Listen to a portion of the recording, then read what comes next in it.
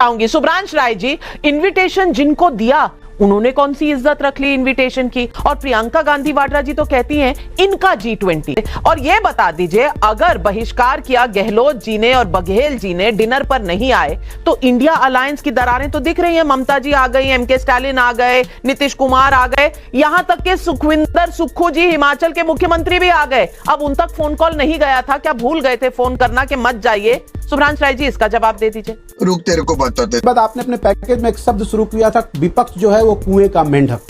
मुझे इस बात से आपत्ति है और मुझे दुख के साथ ये कहना पड़ा। नॉर्मली मैं किसी के ऊपर निजी कटाक्ष नहीं करता कि आपकी पोजीशन ना सावन के उस मेंढक की तरह हो गई है। आप ही की नहीं, आप जैसे कुछ और दो चार आपके भाई बंधु हैं जिनकी पोजीशन कुएं के सावन के मेंढक की तरह हो गई, जिसको चारों तरफ सिर्फ मोदी जी के ग्लैमर के कारण सब कुछ हरा भरा दिखता है।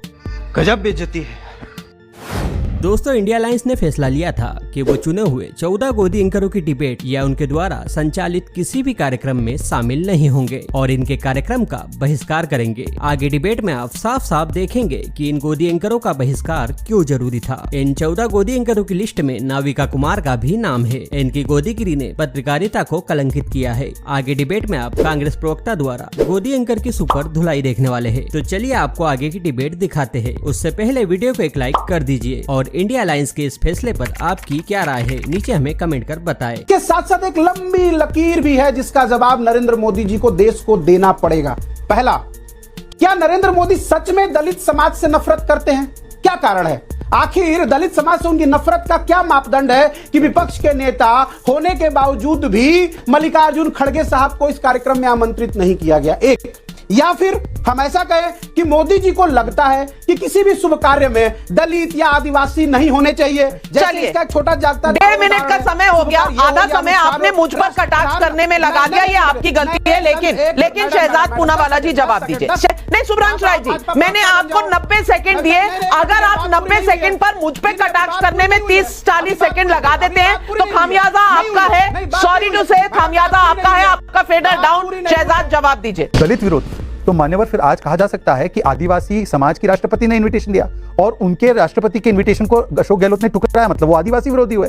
और मान्यवर दलित समाज के राष्ट्रपति, पूर्व राष्ट्रपति रामनाथ कोविंद जी की समिति में अधीर रंजन चौधरी को रखा गया और उन्होंने उसको नकारा, मतलब उन्होंने दलित समाज का विरोध किया। तो ये आपका तर्क अगर है तो बताइए, क्योंकि इन्विटेशन कोई मोदी जी ने बनाकर नहीं भेजा है, वो राष्ट्रपति जी के यहाँ से है और उसका एक प्रोटोकॉल है। सिटिंग चीफ मिनिस्टर, देखिए शुभ्रांश जी, मैंने आपके बीच में एक भी शब्द नहीं बोला।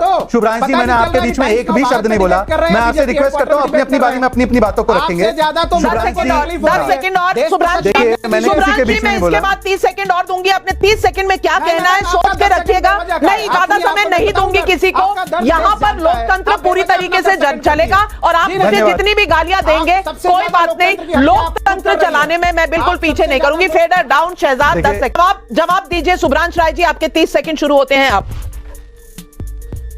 नहीं मैडम, आप सवाल 1.5 मिनट का है तो 30 सेकंड में कैसे जवाब दूंगा? और बीच में आप टीका टिप्पणी करिएगा। टाइमर लगाइए 90 सेकंड, फिर जवाब दूंगा। 90 सेकंड्स नहीं मिलेंगे।